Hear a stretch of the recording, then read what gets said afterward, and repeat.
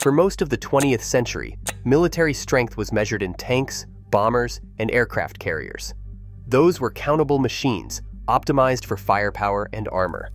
Today, the decisive variable is control of time inside the kill chain, the ability to detect, target, and engage with speed and precision through integrated system architectures. This documentary examines how sensor networks, data fusion, and automated precision, rather than platforms alone, now determine the tempo and cost of modern war. But what operational levers actually redefine power? And how do nations compete by compressing seconds and meters instead of just adding hardware? The answer starts with precision. Precision in weapons delivery is no longer a theoretical advantage. It is measured in meters, not city blocks. The GBU-12 Paveway 2 laser-guided bomb achieves circular error probable, CEP, of just 9 meters. The Joint Direct Attack Munition, JDAM, brings GPS-aided accuracy to within 13 meters in its standard configuration. These figures represent more than a 10-fold improvement over the 150-meter CEP typical of unguided bombs used through the late Cold War. In operational testing, JDAMs have demonstrated 95% system reliability, with over 450 bombs dropped achieving single-digit meter accuracy under GPS guidance. Even when GPS is denied, the system maintains a CEP of 30 meters or less for short flight times, still vastly outperforming legacy munitions. This leap in precision shrinks the weapon's footprint on the ground. Where a World War II bomber might have needed dozens of aircraft to guarantee destruction of a hardened target, a single modern fighter can now deliver a strike within a few meters of the aim point. The practical result is a dramatic reduction in the number of sorties required per target. Each bomb is more likely to achieve its intended effect with minimal collateral damage. Accuracy is no longer a variable. It is a constant built into the architecture of the modern kill chain. Precision does more than improve accuracy. It transforms the entire calculus of air campaign logistics and risk. After the Gulf War, the Government Accountability Office found that nearly every United States combat aircraft could deliver precision-guided munitions. This widespread adoption meant that fewer aircraft were needed to achieve the same operational effect. Instead of massing dozens of sorties to ensure destruction of a single target, commanders could assign 1 or 2 aircraft, each with a high probability of success. This shift compressed the logistical footprint. That meant fewer refueling cycles, less ordnance expended, and a smaller maintenance burden. Economics extended to the bombs themselves. JDAM kits, designed as retrofit modules, allowed existing general-purpose bombs to become precision weapons at a fraction of the cost of developing new munitions. Aircrew survivability also improved. Fewer aircraft exposed to enemy defenses meant a direct reduction in risk. As one Gulf War planner noted, the ability to strike effectively with minimal exposure recalibrated the entire risk equation for air operations. Budget math followed operational math. While precision weapons carried a higher unit price, the overall campaign cost dropped as sortie requirements fell. The reduction in aircraft needed per target, and the ability to use the same platforms flexibly across missions, allowed force planners to consider smaller fleets without sacrificing effectiveness. Precision shifted the focus from platform numbers to system efficiency, setting a new baseline for campaign design. At sea, the Aegis combat system stands as the benchmark for defensive automation. Its core is the ANSPI-1 phased array radar, continuously scanning the horizon and tracking hundreds of targets in real time. Once a threat is detected, Aegis fuses sensor data, computes intercept solutions, and assigns weapons, all at machine speed.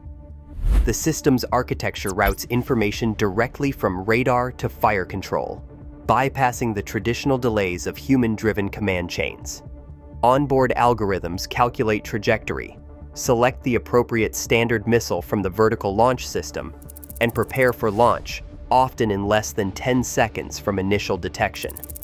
A Ticonderoga-class cruiser, or Arleigh Burke-class destroyer, typically carries 96 vertical launch system cells, each cell loaded with a mission-specific mix of SM-2, SM-3, or SM-6 interceptors. This magazine depth allows for layered defense, but it is not unlimited. Once missiles are expended, at-sea reload is not an option. The ship must return to port, a process that can take days. Every engagement becomes a calculation of risk versus available inventory. The decisiveness of Aegis was demonstrated during live fire exercises and operational intercepts, where detection-to-launch intervals were measured in seconds. In 2008, the Burnt Frost mission showed this clearly.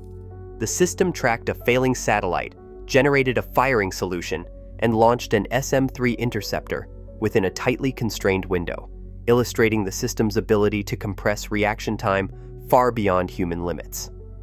The architect behind this approach, Rear Admiral Wayne Meyer, insisted on a design philosophy he described as build a little, test a little, learn a lot, a mindset that prioritized reliability and iterative improvement over one-time engineering leaps.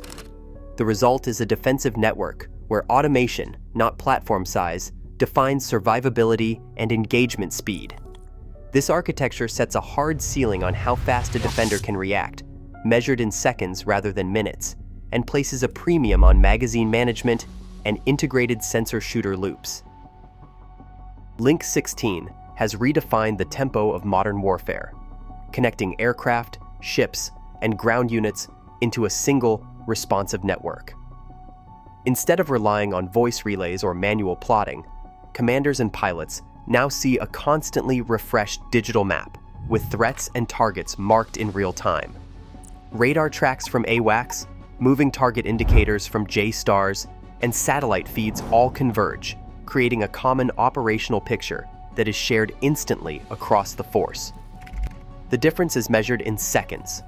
Before digital fusion, a radar contact could take 10 minutes or more to reach a shooter on another platform. With Link 16, that delay drops below 30 seconds in controlled exercises, and that represents a reduction of over 90%, as reported by the GAO and CSBA. This speed allows dispersed units to act as one, whether intercepting enemy aircraft or tracking mobile ground targets. Each platform becomes a node in a larger web, drawing on every available sensor and weapon. Latency is more than a technical term. It shapes survival and decision-making. AWACS can track hundreds of targets at ranges beyond 250 miles, feeding data directly into Link 16 and queuing interceptors in seconds. JSTARS maps moving ground targets, relaying their positions across the network. The system's strength lies not in any single platform, but in the rapid, reliable flow of information. This architecture compresses the entire find, fix, track, target, engage, assess cycle. Distributed forces synchronize their actions with unprecedented speed, turning information dominance into a true force multiplier across the battle space. Unmanned systems have redefined the boundaries between surveillance and strike. The MQ-1 Predator began as a persistent eye in the sky, but with the integration of AGM-114, Hellfire missiles, it became the first platform to merge real-time intelligence collection with immediate precision attack. This architecture collapsed the traditional gap between finding a target and engaging it, a process that once required multiple aircraft, sequential tasking, and significant time. Now, a single orbiting drone could fix, track, and strike a fleeting target within a single, continuous loop. Endurance is the core advantage. Where manned aircraft cycle on and off station in hours, the MQ-9 Reaper can maintain presence for over a day, surveilling high-value areas without interruption. This persistence forces adversaries to adapt, shrinking their windows of movement and increasing the probability of detection. When a target is identified, the handoff from sensor to weapon is measured in seconds, not minutes. In the 2010 Uruzgan operation, a Reaper crew received ground confirmation of a target and launched a Hellfire missile just 76 seconds after initial identification. Such timelines were previously unattainable in manned strike operations. the operator archetype has shifted as well. Instead of cockpit crews exposed to risk, remote pilots and sensor operators manage multiple aircraft from secure locations, overseeing both surveillance and engagement cycles.